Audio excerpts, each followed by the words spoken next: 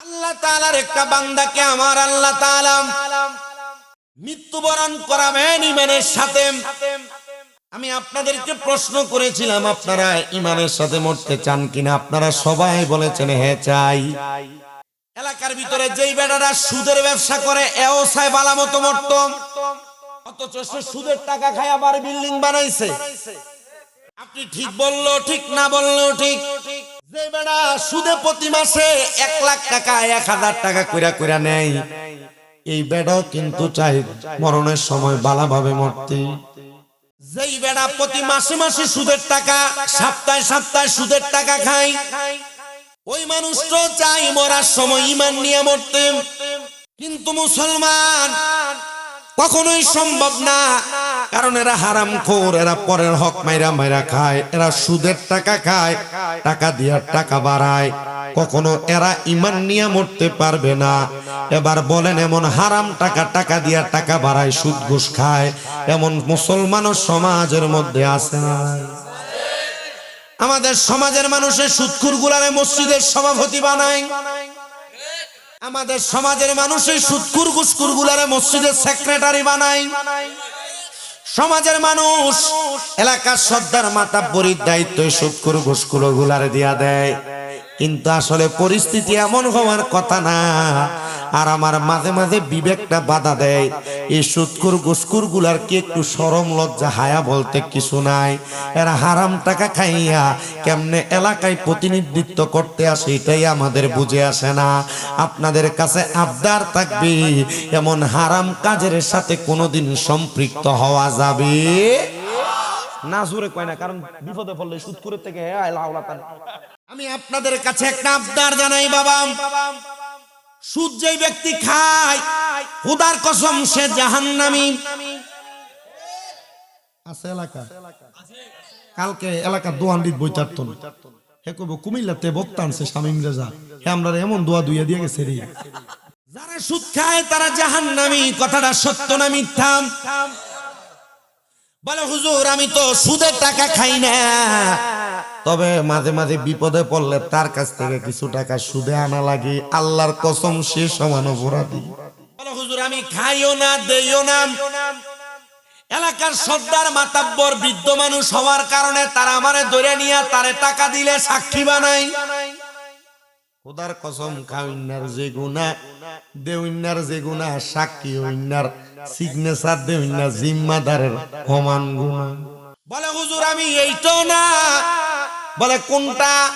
বলে হুজুর আমারে দিয়া মাঝে মাঝে স্ট্যাম্পটা একটু লেখাই। সুদের টাকা ঘুষের টাকার স্ট্যাম্প যেই ব্যক্তি লেখে মানে তারা হাদিস শরীফে বলছে কাতেব, ঠিক না হুজুর? ওই ব্যক্তিও জাহান্নামী। বলে হুজুর এমন নাকি? বলে শুধু তাই না, নবী আমার বলেন আমি নবী যখন মেরাজের মধ্যে গমন করলাম, মেরাজের মধ্যে নিয়ে আমার আল্লাহ তাআলা আমি নবীরে 2টা নিদর্শন দেখাইছেন। একটা হলো জান্নাত, আরেকটা হলো জাহান্নাম। আমি নবী জান্নাত এবং জাহান্নাম দেখার পরে আমি নবী জাহান্নামের মধ্যে এক শ্রেণীর মানুষ দেখেছি যাদের পেটটা হলো কালবুয়ুতিন, ঘরের মতো। নবী গো তারা কারা? যাদের পেটটা দেখতে ঘরের মতো দেখা যায়।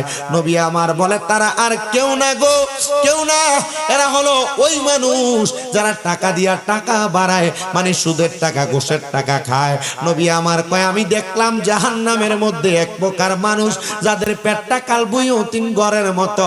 এরা আর কেউ না, এরা হলো এলাকার সুদখোরেরা।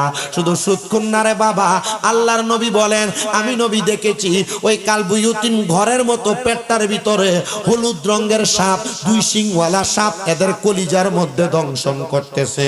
হে আমার উত্তর ভাটরা এলাকার সুদখোরেরা, এই নান্দা এলাকার দিয়ারা এলাকার সুদখোরেরা, লক্ষ্মীপুর জেলার সুদখোরেরা, সোনার বাংলাদেশের সুদখোরেরা, যদি সুদের টাকা ঘুষের টাকা দিয়া তুমি তোমার পেটটারে বড় বানাও, দামি বিল্ডিং বানাও, সুন্দর জামা কাপড় পরো, ভালো খাও, ভালো ঘুমাও, মনে রাখবা, মনে রাখবা আল্লাহর নবী বলেছেন জাহান্নামের মধ্যে তোমাদের পেটটা ঘরের মতো হইয়া থাকবে। তোমাদের পেটের মধ্যে কলিজার কলিজার মধ্যে দুই শিংওয়ালা হলুদ রঙের সাপ তোমাদের কলিজাতে আঘাত করবে। এই জন্য মুসলমান সতর্ক থাকা লাগবে, হারাম যেন কোনোভাবে আমাদের পেটে চলে না যায়। হারাম কোরের সাথে কোনোদিন সম্পর্ক রাখা যাবে না। আর আমরা এমন মানুষ, হারাম কোর যেইটা, সন্ত্রাস যেইটা, মাদকের ব্যবসা করে যেইটা, এটা রাস্তা দিয়ে যাওয়ার সময় একবার সালাম দেয়, সালামের জবাব যদি না দেয় তাহলে আরেকবার সামনে দিয়ে ঘুরে যায়, এটারে সালাম দেয়। কথা কোন না? এলাকা যেটা মাদকের ব্যবসা করে এটারে 2-3 বার সালাম দেয়। এলাকার যেটা সন্ত্রাস এটারে বারবার সালাম দেয়। আছে কিনা? আছে কিনা? এলাকার যেটা সন্ত্রাস এটাকে সালাম দেয়, নেশাখোর যেটা এটারে সালাম দেয়। কেন? বলে আমার শক্তি বাড়ানোর জন্য। নবী তিরমিজির হাদিসের মধ্যে বলেন, যারা সন্ত্রাসদের সাথে সম্পর্ক রাখে, মাদকখোর, ইয়াবাখোর, ফেন্সিডিলখোর, গাঞ্জাখোর, এগুলার সাথে সম্পর্ক রাখে, খোদা কি কসমের আমার দলভুক্ত নয়, মানে মুসলমান। আপনি নেশা করেন না কিন্তু নেশাখোরের লগে চলেন। আপনি সন্ত্রাসী কর্মকাণ্ড করেন না কিন্তু সন্ত্রাসের সাথে চলেন। সন্ত্রাসের দেখতে সালাম দেন, সন্ত্রাসের বাই বাই ডাকেন, খোদার কসম আপনিও এদের সাথে ইসলামের দল থেকে খারিজ।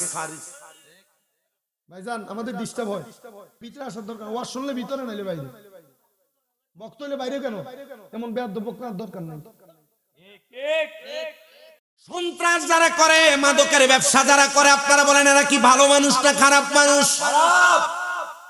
এই ওয়াজটা আমি করি না, আপনার মসজিদের ইমাম সাহেব তো করে, পিশাব হুজুরও তো করে না?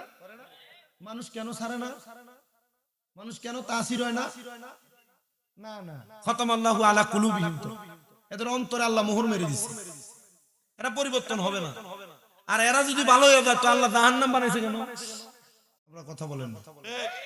আল্লাহ এদেরকে যদি ভালাই বানায় দেয় তো আল্লাহ জাহান্নামে পুরাইবো কারে দিয়া? মাঝে মাঝে মাহফিলে গেলে একবার অবাক হই, বিভিন্ন এলাকায় ফোলাফান বুঝে না, লাইট দিয়ে ধরলে কারেন্ট ধরবে, লাইটটারে শতানের মতো লাগে। আপনাদের কষ্ট হচ্ছে, অসুবিধা হচ্ছে, ওয়াজ বুঝতেছেন? আল্লাহ আর বেশি মানুষের দরকার লাগে। আপনার কথা বুঝতে পারতেছেন তো? এই যে এরা মনোযোগ দিয়ে ওয়াজ শুনতেছে, মুরব্বী যারা এরা শুনতেছে, ভালো লাগতেছে। এটাই আমাদের সফলতা, ঠিক না? 10-15-20 হাজার মানুষ আছে কিন্তু ওয়াজ শুনে না, লড়চর। ওয়াজ শোনার পর আমল নাই, তো লাভ হইল?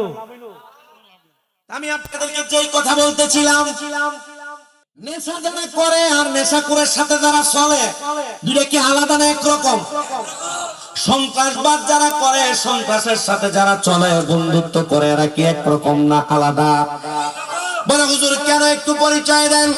নবী আমার বলে, 1 নম্বর, যারা নেশা করে অথবা নেশার জিনিস ঢেলে দেয় অথবা নেশার টেবিলের মধ্যে বসে কিন্তু খায় না, বলে হুজুর আমি খাই না কিন্তু আমি তার সাথে চলি ফিরে বসি, আল্লাহ নবী কয় তারা আমার দলভুক্ত নয়। নবীজি বুঝতে পারলাম তাহলে নেশাখোরের সাথে যে চলে সে ইসলামের দলভুক্ত নয়। নবী বলে 2 নম্বর, যারা সন্ত্রাস, কি যারা সন্ত্রাস, এই মুসলমানের ভিতরে মুসলমান নাম দিয়া যারা মুসলমান দাবি করার পর সন্ত্রাসদের সাথে চলে, বন্ধুত্ব করে, তাদের নিজের শক্তি বাড়ানোর জন্য, আল্লাহর নবী কয় এরাও আমাদের দলভুক্ত নয়, এরাও আমাদের দলভুক্ত নয়, এরাও আমাদের দলভুক্ত নয়। এবার বলেন সন্ত্রাসীদের সাথে কি চলা যাবে নাকি? বন্ধুত্ব করা যাবে নাকি? নেশাখোরের সাথে চলা যাবে নাকি? বন্ধুত্ব করা যাবে নাকি? সান্ডাবাজদের সাথে চলা যাবে নাকি? বন্ধুত্ব করা যাবে নাকি? না না না না, শুধু না না, বারবার না। মুসলমান কেন? কারণ আল্লাহর নবী রাহমাতুল লিল আলামিন নবী এদেরকে জাহান্নামী বলেছে, মুসলমানের দল থেকে এদেরকে খারিজ করেছে। এবার শুনেন আমার বাবারা, আমি আপনাদের কাছে যেই কথা বলতেছিলাম, সুদখোর, ঘুষখোর, হারামখোর বদমানুষগুলা মসজিদের সভাপতি হয়, সেক্রেটারি হয়, এলাকার সর্দার হয়, নতুন নতুন নেতা হয়, হয় কি হয় না? বাবাজিরা আমার, এটা কিয়ামতের আলামত। কিসের আলামত? এটা কিয়ামতের আলামত। আল্লাহর নবী রাহমাতুল লিল আলামিন নবী জানিয়ে দেয়, অযোগ্য লোকগুলা যোগ্য স্থানের মধ্যে বসে যোগ্য লোকের উপর তাদের আঙ্গুল নাড়াচাড়া করবে। নবী আমার বলে এরাই হলো অযোগ্য, আর এটাই হলো জাহান্নামের, এটাই হলো কিয়ামতের সবচাইতে বড় আলামত। নবীজি গো, আমরা এমন কঠিন আলামত থেকে বাঁচতে চাই।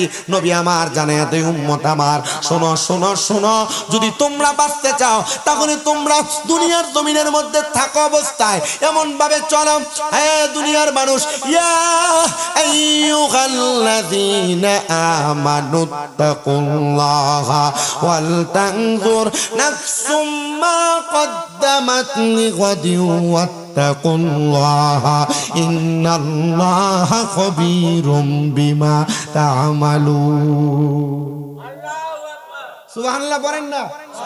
আল্লাহ নিজেই কোরআনুল কারীমে বলেন, ইয়া আইয়ুহাল্লাযীনা আমানু, ওহে যারা ঈমানদার, ইত্তাকুল্লাহ, তোমরা আমি আল্লাহকে ভয় করো, ওয়াল তানজুর, তোমাদের প্রত্যেকের তাকানো উচিত, নাফসুম মা কদ্দামাত লিগাদ, তোমাদের পূর্ববর্তীদের দিকে তোমরা আগের জন্য কি প্রেরণ করেছো, ওয়াত্তাকুল্লাহ, আবার আল্লাহকে ভয় করো, ইন্নাল্লাহা খাবীরুম বিমা তা'মালুন, নিশ্চয় আল্লাহ তাআলা তোমাদের অন্তরের খবর সম্পর্কে অবহিত। প্রিয় মুসলমান ঈমানদারেরা, শুনেন, অন্তরের কানটা লাগে শুনেন, আমার আল্লাহ তাআলা কেন আমাদেরকে আয়াতে কারিমা দিয়া জানাইয়া দিয়েছেন? কারণ আল্লাহ জানে বান্দা তার নিজের হিসাবটাকে নিজে মিলিয়ে ফেলে, বান্দা যদি তার আমলের দিকে খেয়াল করে, চক্ষুটা বন্ধ করে বান্দা যদি মুরাকাবা করে, মানে ধ্যান করে, বান্দা নিজের কলবের দিকে খেয়াল করে, বান্দা তখন নিজের হিসাব মিলিয়ে বলবে, বান্দা আমি তো জান্নাতে যাওয়ার কোনো কাজ করি নাই, জাহান্নামে যাওয়ার জন্য আমার অনেক কাজ আছে, অঢেল কর্মকাণ্ড আছে, কিন্তু আমি জান্নাতে যাওয়ার জন্য কোনো একটা কাজ করার দরকার আছে।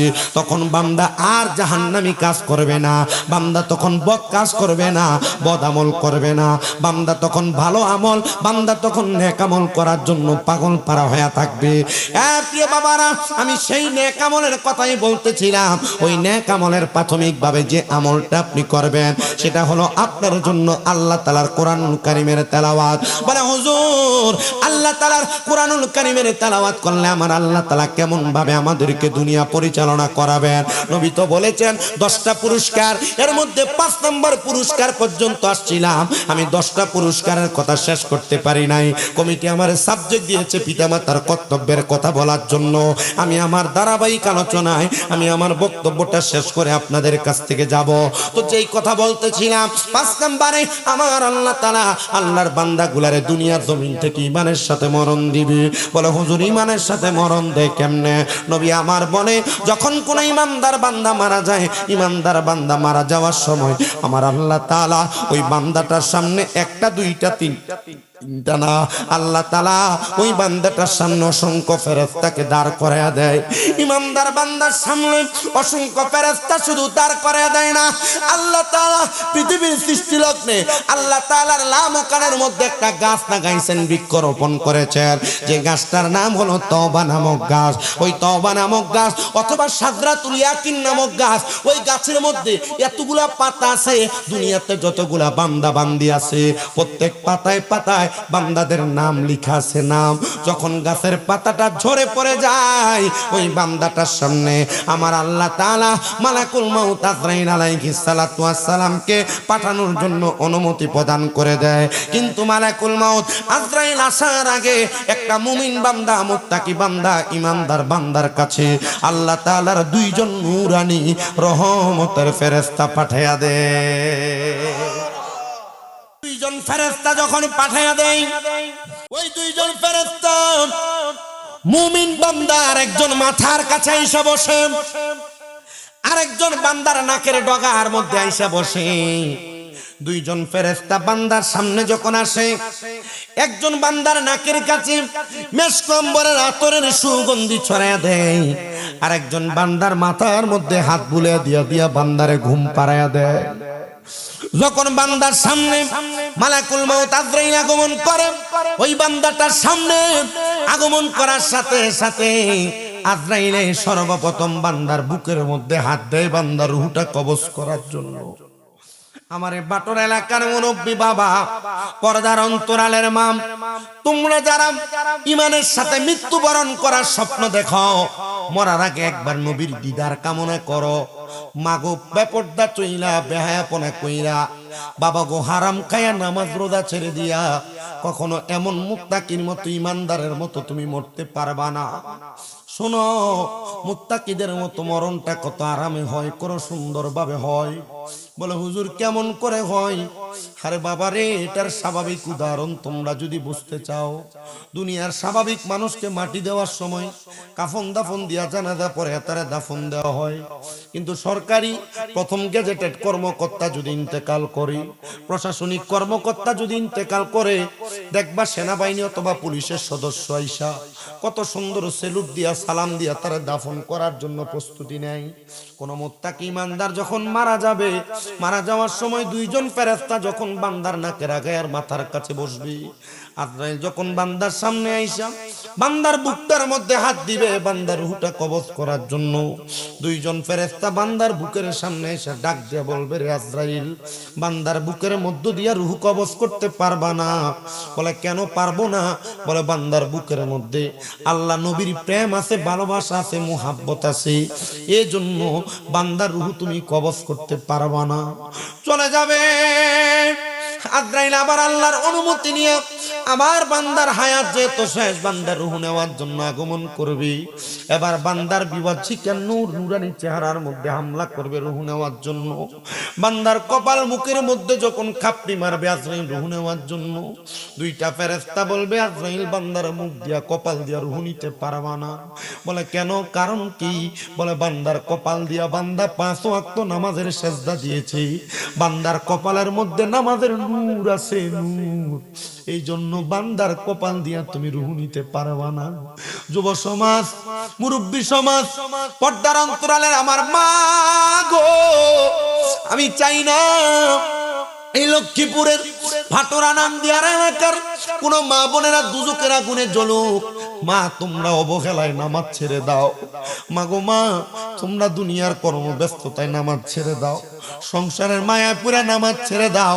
খোদার কসম, দুনিয়া দুনিয়া করে যে তোমরা নামাজ রোজা হজ যাকাত ইবাদত গুলা ছেড়ে দাও, এই দুনিয়া তোমার জাহান্নামের দিকে নিয়ে যাবে। এই জাহান্নাম পর্যন্ত যাওয়ার পর তোমার কেউ তোমারে বাঁচাইতে আসবে না।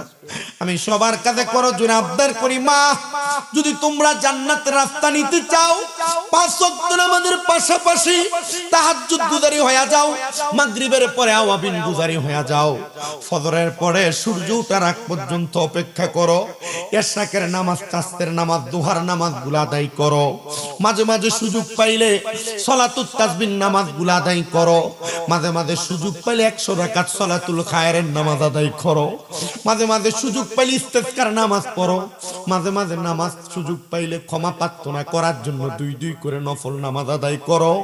এই দুনিয়া তোমার একদিন ধ্বংসের দিকে নিয়ে যাবে, এটাই আমার আল্লাহ তাআলার ফয়সালা।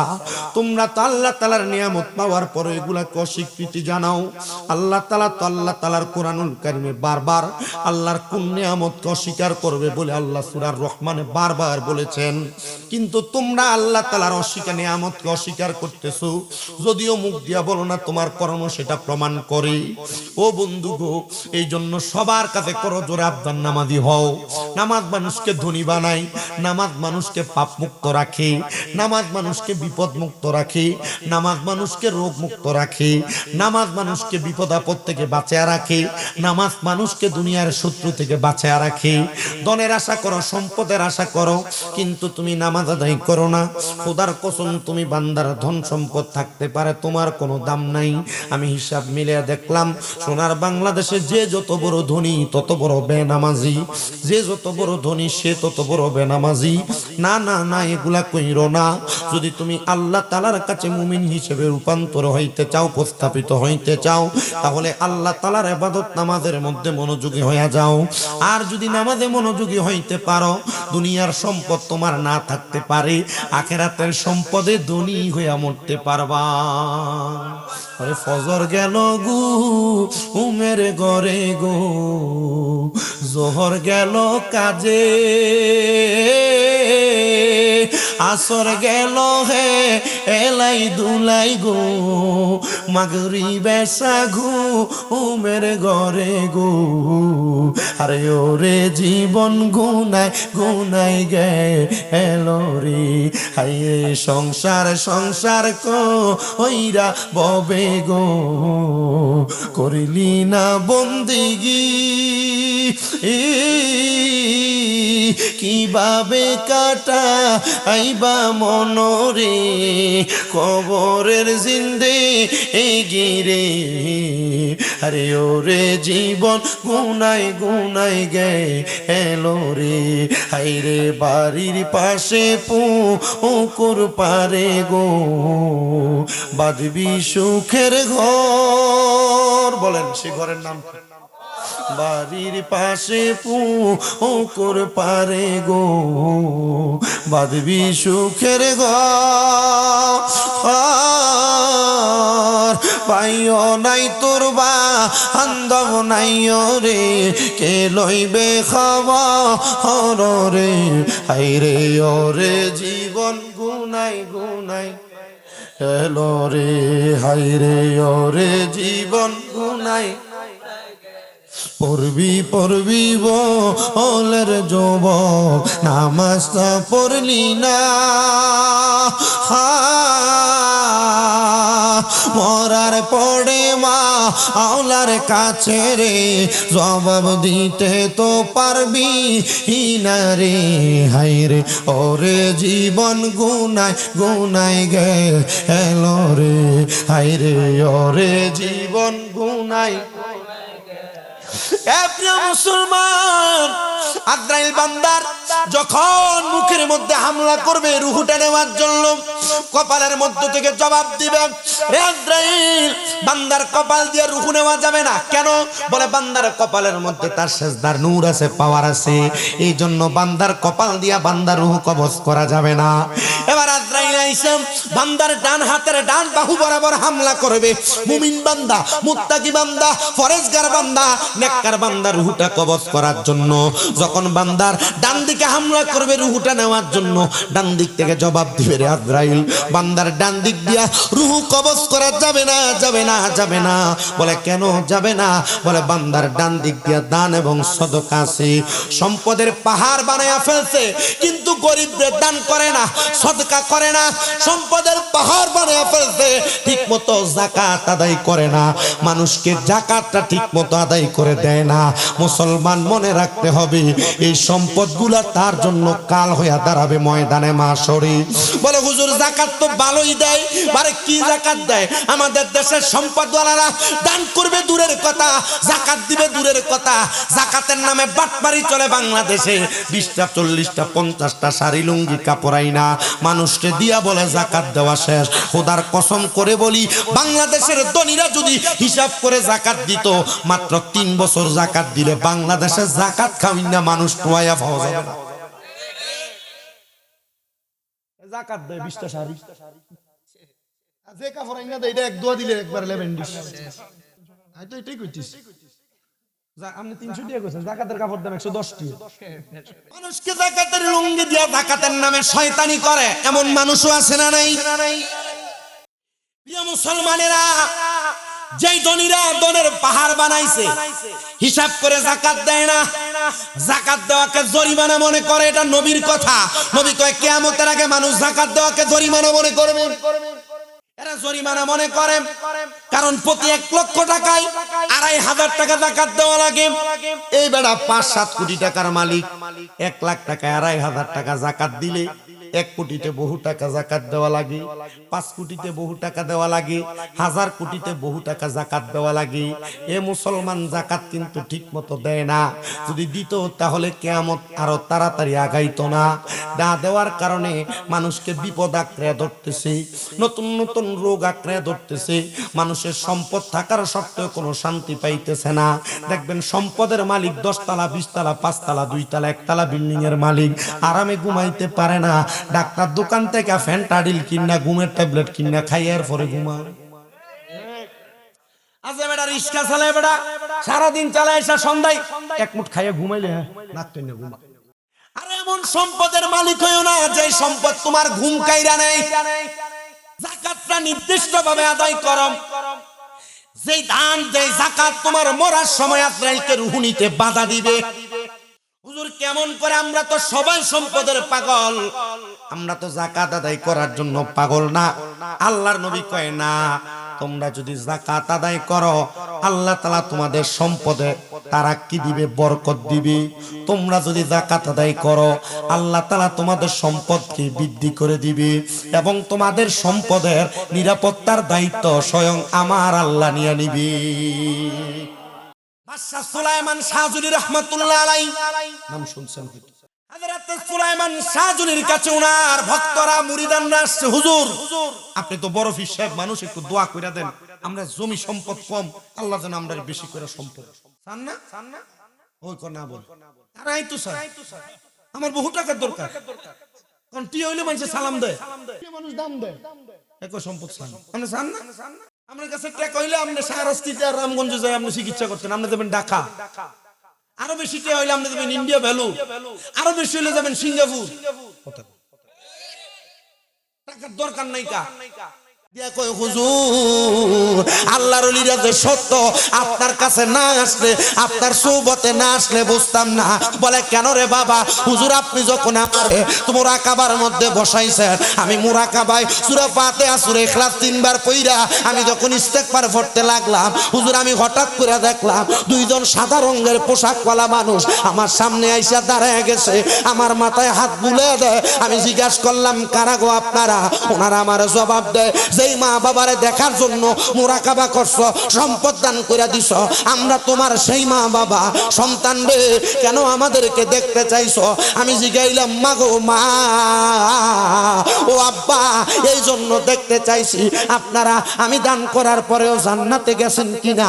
মা বাবা আমারে ডাক দিয়ে কয় বাবা জান্নাতীদের পোশাক সাদা, তুমি বলো তো আমার পোশাকটা কেমন? ডাক দিয়ে কয় ও মা ও আব্বা জান আপনাদের পোশাকও সাদা। বলে আমার আল্লাহ তাআলা যেই দিন তুমি সব সম্পদ আল্লাহর জন্য ফি সাবিলিল্লাহ করে দিয়েছো, আমার আল্লাহ ওই দিন তুমি সন্তানের বরাতে সন্তানের উসিলায় আমার আল্লাহ আমরা মা বাবার জান্নাতি বানাইয়া দিছি। ওরে আল্লাহর পরে নবী আমার, আল্লাহর পরে নবী আমার, তারপরে মা জননী, মাঝে আমার নয়নের মনি। বলো মাঝে আমার শেষ, বলেন মাঝে আমার নয়নের মনি। বলো আল্লাহর পরে নবী আমার, আল্লাহর পরে নবী আমার, তারপরে মা জননী, মাঝে আমার নয়নের মনি। বলো মাঝে ওরে কত কষ্ট করলাম মাগো সন্তানের লাগিয়া, নিজে না খাইয়া মাগো পুতের খাওয়াইলা, মাগো জিয়ের খাওয়াইলা।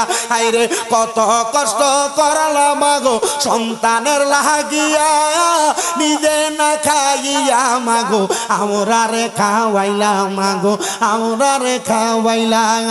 তোমার জন্য কান্দে অন্তর, তোমার জন্য কান্দে অন্তর, জরে চোখের পানি। হায়রে মাঝে আমার নয়নের মনি। বলো মাঝে আমার নয়নের মনি। বলো আল্লাহর পরে নবী আমার, আল্লাহর পরে নবী আমার, তারপরে মা জননী, মাঝে আমার। ওরে ছেলে যদি যায় গো মারা বিদেশের বাহারিতে, পশু পাখি না প্রাণীতে, আগে জানে মায়ে বাইরে, আগে জানে মায়ে। হায়রে ছেলে যদি যায় গো মারা বিদেশের বাহারিতে, পশু পাখি না জানিতে, আগে জানে মায়ে বাইরে, আগে জানে মায়ে। হায়রে নামাজে পইরা দুয়া কইরা, নামাজে পইরা দুয়া কইরা ফেলে চোখের পানি। হায়রে মাঝে আমার নয়নের মনি। বলেন মাঝে আমার নয়নের মনি। বলো আল্লাহর পরে নবী আমার, আল্লাহর পরে নবী আমার, তারপরে মা জননী, মাঝে আমার।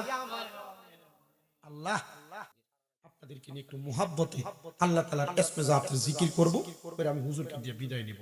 একটু মুহাব্বতে জিকির করেন আল্লাহ আল্লাহ আল্লাহ আল্লাহ আল্লাহ আল্লাহ আল্লাহ আল্লাহ আল্লাহ আল্লাহ আল্লাহ আল। তোমার নাম স্মরণে ঘূর্ণি দানে দয়া ভিক্ষা চাই ও গো এলাহি তোমার মতো দরদি কেউ নাই মাশাআল্লাহ আল্লাহ আল্লাহ তোমার নাম স্মরণে গুরনি দানে দয়া ভিক্ষা চাই ও গো এলাহি তোমার মতো দরদি কেউ নাই মারহাবা আল্লাহ আল্লাহ ও গো এলাহি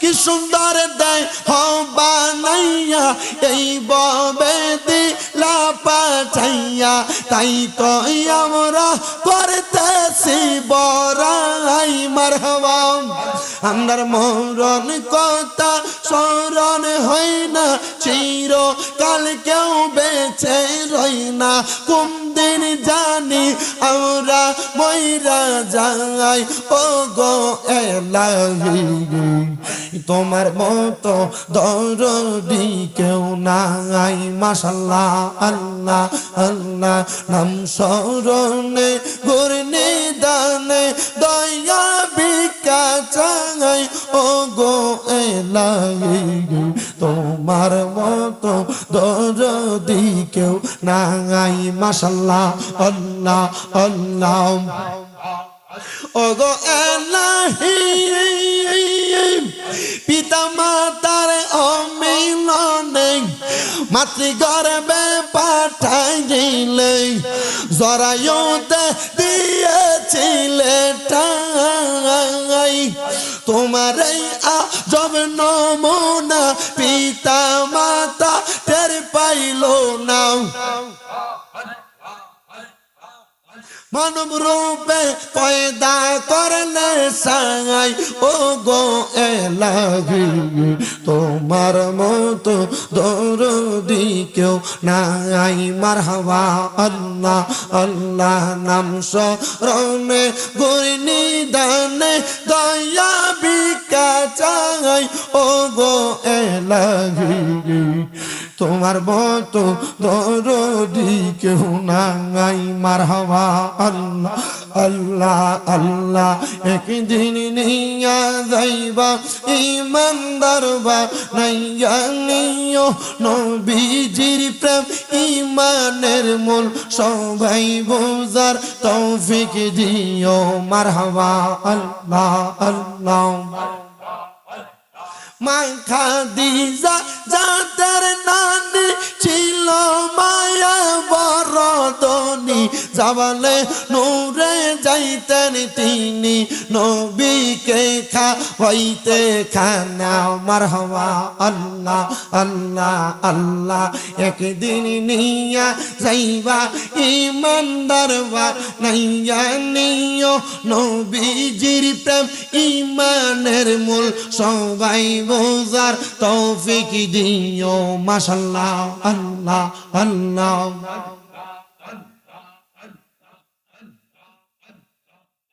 লা ইলাহা ইল্লাল্লাহ মুহাম্মাদুর রাসূলুল্লাহ সাল্লাল্লাহু আলাইহি ওয়াসাল্লাম শেষ বেলা এক নাম্বার যতগুলা বিষয় কথা বলছি প্রত্যেকটা বিষয় আমল করবেন ইনশাআল্লাহ কোরআন তেলাওয়াত করলে আল্লাহ 10টা নিয়ামত দেয় এর ভিতরে 5টা বলছি আর 5টা আশেপাশে কোথাও আসলে মনে হয় আগামী বছর জানুয়ারি 2 তারিখে দিয়ে একটা মাহফিল রাখছি কাদরা মনে হয় কাদরা এদিকে না কাদরা একটা মাহফিল রাখছি ইনশাআল্লাহ যদি কোথাও আসি ইনশাআল্লাহ করে দেওয়ার চেষ্টা করব যতটুকু করছি ততটুকু আমল করবেন 2 নাম্বার আমার আম্মার জন্য দোয়া করবেন 3 নাম্বার কুমিল্লাতে আমার যে মাদ্রাসাগুলো আছে মাদ্রাসাগুলোর জন্য দোয়া করবেন আমার মাদ্রাসা আলহামদুলিল্লাহ অসংখ্য ছাত্র আছে আপনারা হয়তো অনেকে ফেসবুক ইউটিউবে দেখেন কেউ যদি ছাত্রছাত্রী দিতে চান কুমিল্লা চকবাজার নূরপুর তাহফিজুল কোরআন মাদ্রাসা নিয়ে যাবেন মা ফাতেমা মহিলা মাদ্রাসা আল হুসাইনিয়া মাদ্রাসা জামিয়া নূরে মদিনা মাদ্রাসা আমার এই মাদ্রাসাগুলো কুমিল্লার শহরেই আপনারা ইনশাআল্লাহ আমার মাদ্রাসার ছাত্র দিবেন যাবেন দাওয়াত রইল হুজুর আমার আম্মার জন্য একটু দোয়া করবেন খাস করে আমার মাদ্রাসার জন্য দোয়া করবেন আমার লাগে এবং সুন্নি সব আলেমদের লাগে দোয়া করবেন করবেন না ইনশাআল্লাহ হুজুরের কাছে দোয়া আছে আমি বিদায় নিচ্ছি হুজুর আপনাদেরকে নিয়ে দোয়া করবেন ইনশাআল্লাহ আসসালাম